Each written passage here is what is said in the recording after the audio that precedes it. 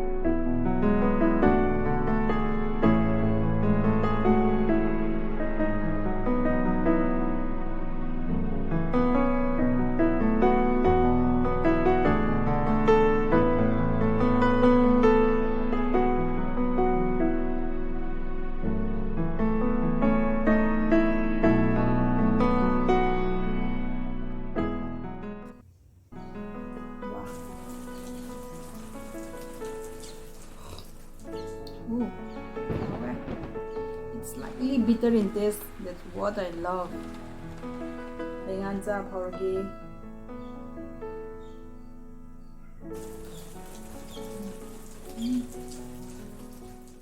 So bite on the Heingan and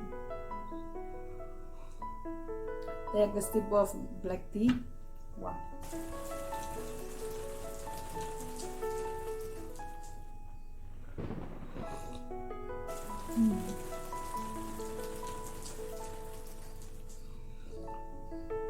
Wow.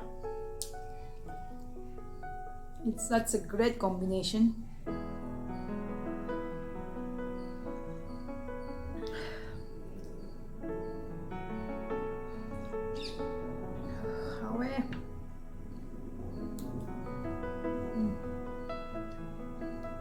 This is so good,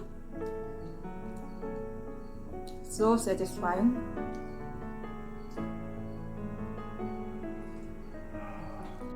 Si Heingan sem si yam samme bukom gur chuni dei semani na yam samme du chu hi dei already yam matam change buko sem du ko adu gur chini on la bum tung semani na ko yam samme.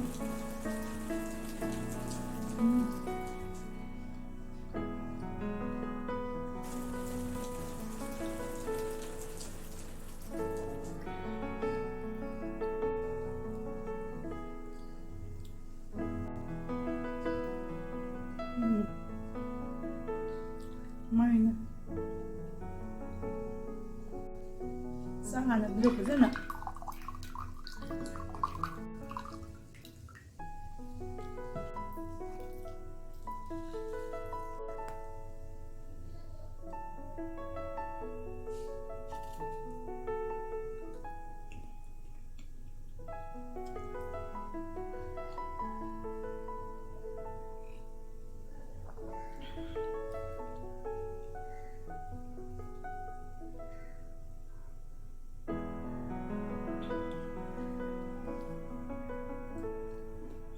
Miam su try tawro cha biro yam sammani simple loibne to ngai khangdre haubana. It is nutty, sweet and so delicious and very addictive as well.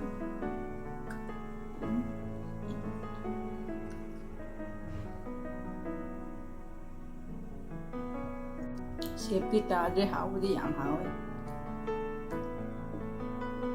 Mayam si disi wide loisin jarage simple loiba hauba Heingan se try tawraga comment tawbirao mafam kuding de gurchini phange do gurchini ga groundnut lairega hekta siemra loire ba yam simple loibne buko do mayam su si hakchang damak su yam kanamne yam cha pati yade du dum chang naina cha hakchang mag yam phabne do yam hausu hawe do ga si koi nupi sing damak su yam phabne na ko Miam should try tawbiro do comment tawbiro.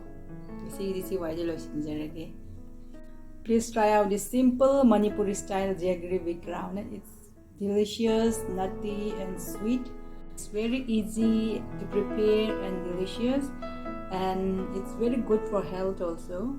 So that's all for today. Thank you very much for watching. Bye. Take care.